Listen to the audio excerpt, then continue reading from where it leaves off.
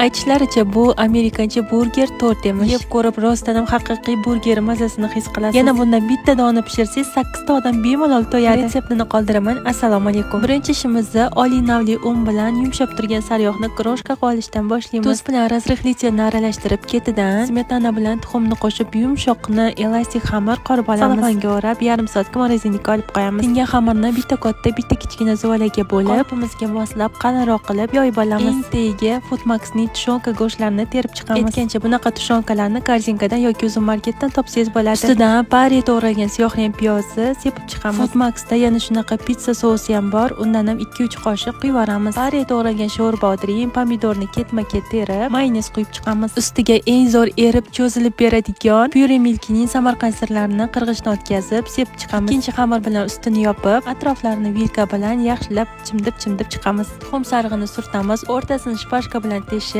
kunjutlar bilan bezatib olamiz. Oldindan qizib turgan 180 gradusli duxovkaga 35 daqiqaga yuboramiz.